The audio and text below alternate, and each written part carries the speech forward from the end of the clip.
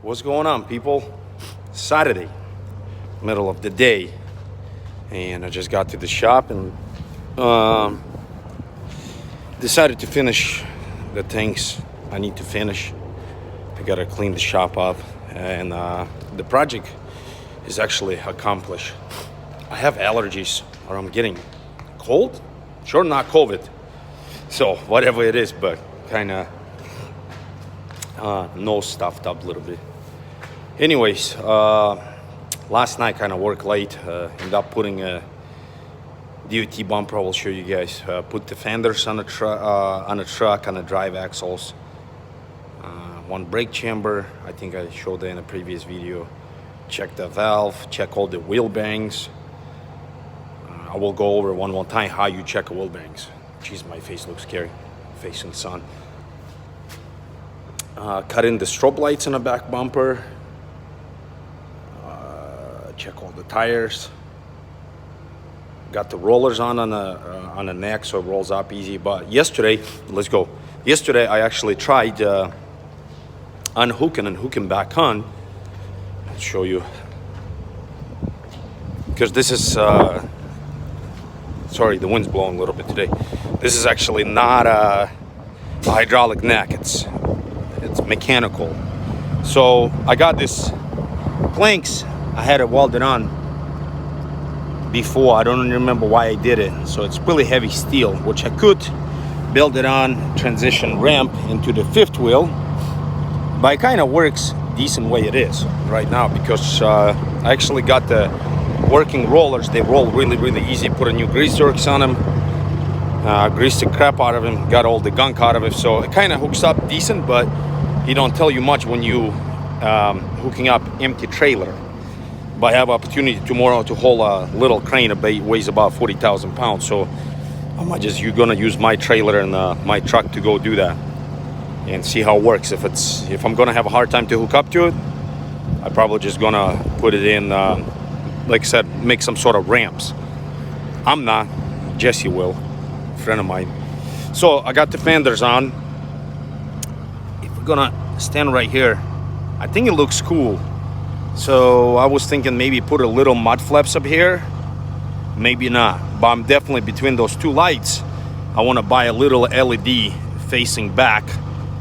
They make on one what kind of, it's not a straight beam. It's kind of shines up the white area.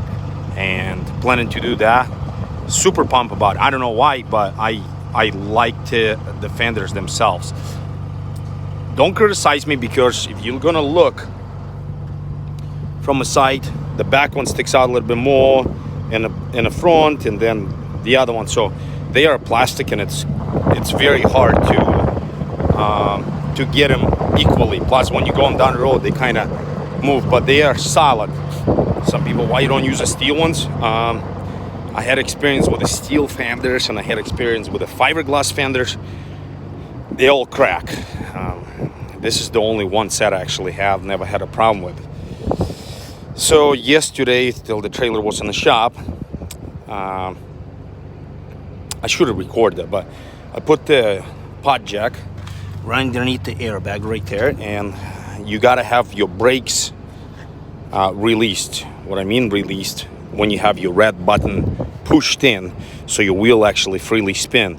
So when you lift it up, the wheel from the ground, you put your pry bar and you wiggle it basically on a tire. And if you have little play in it, that means your wheel bearings were loose. So this one, that one, and that one was loose. Any axle had a hub like this, which they are grease. It's a grease inside, not oil. So I tied them all up. Rest of them actually were really good. I think this guy was loose too. I remember one of these ones were loose. I don't remember which one it is. I think it's that one. That one was loose. So I tied them up. We're good to go. Didn't see any kind of abnormal wear in a wheel bearings. Then I end up. It's a Trail King. I really don't like where their ass-in looks. So back of the trailer, it's kind of simple, plain looking trailer in the back. So they had only two lights. Ended up putting a third one, which is a strobe light. Those 3 were existing. I replaced all the lights. I transferred them all to LEDs, and I ended up putting the bumper on, DOT bumper, which I think it made it look really, really cool. Still have this mud flaps, which they're gonna go on too.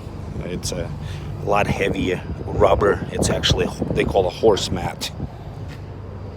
Otherwise, pretty much that's it. I got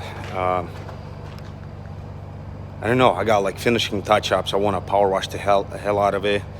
There's a couple rusted spots. I want to wash them. Jeez, when I'm facing the door, it looks scary. Power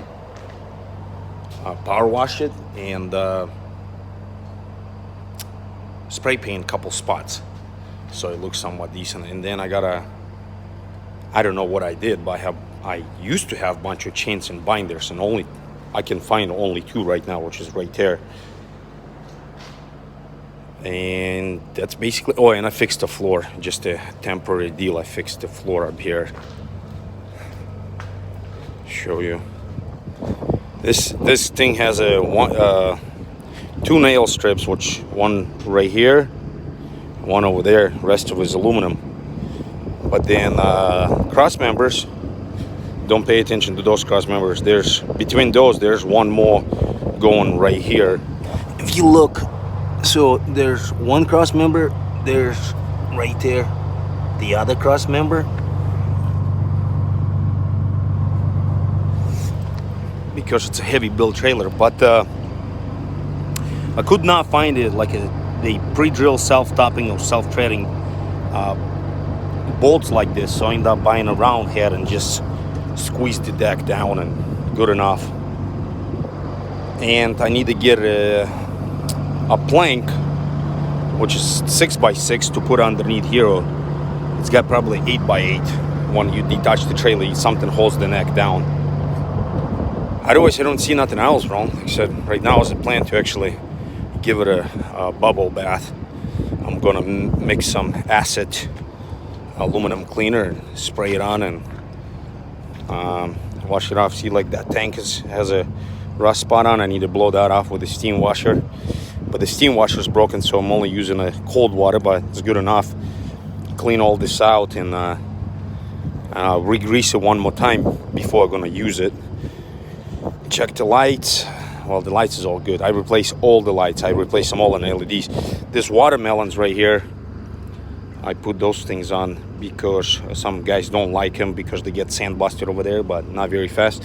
That way you can see them from a mirror of the truck to the back. So, but that's basically my project was pretty much accomplished. Like I said, one more thing for on those ramps. I'm kind of still hesitating. Should I put them on or should I not? But from the whole deal, I really like the looks of those fenders to cover bolt axles. I think it's kind of neat. And today, Saturday, Sunday, I had a load for loading Monday in North Dakota, 70,000 pound piece going to Oregon, Ryan Edge, Oregon, and Idaho. But since I didn't do RGN for that long, my insurance company was hesitating to raise my cargo insurance, which it needed to be, what is it, $400,000. We put a request and they're like, what the hell does he haul? And I says, chunk of iron for the crane. So since it's COVID-19, everybody's working from home, so the whole process to raise your cargo insurances, it takes extra long. I have no idea why, because you would think that people work from home, it'd be a hell of a lot faster, but takes longer. So, and I kind of missed that load. Then they had another one, and it was a little too heavy. One more thing, I will make another video, a real short one. If somebody curious, I want to see what my empty weight is going to be, and after I want to get cleaned out, wash up, I might just run up and right next door there's a Frontier Co-op and run across the scale. I'm aiming for 35,000, like 35.5, 34.5, right around there. I think I should be able to, but I have a feeling it ain't gonna happen. I think I'm gonna be closer to 40. And the higher my empty weight is, it's worse for me to be on the market, because then you can only take specific loads. But I have a potential. I think I have a potential to hold 80,000 pounds on a deck. The reason I'm saying that, like I said, we'll see what my empty weight is. I probably be able to put a pusher axle on the frame, which I have plenty of room to do that. And I'm not going to put a 20,000 pound axle. I'm actually going to put a 12,000 pound axle. So that will increase me to 52,000 pounds just basically on the drive axles and then the steer. So right now I can capable of, which I'm based off of my status, 112,000 pounds gross if I go 20,000 pounds per axle. Besides the front one is a 12. If I put another 12, so it'd be 124, raise me to 40,000. So I'd be probably 80. Yeah, so I'll be able to hold legally 80,000 pounds on the deck if my weight's going to be accurate. If I'm thinking that's what I'm going to weigh. Okay, thanks for watching. I will be back with something else. My goodness, Ali, if I look at the door, Jesus, the light must be hitting. It looks scary. All right, everybody, have a blessed day, evening, morning, whatever time you're watching this now.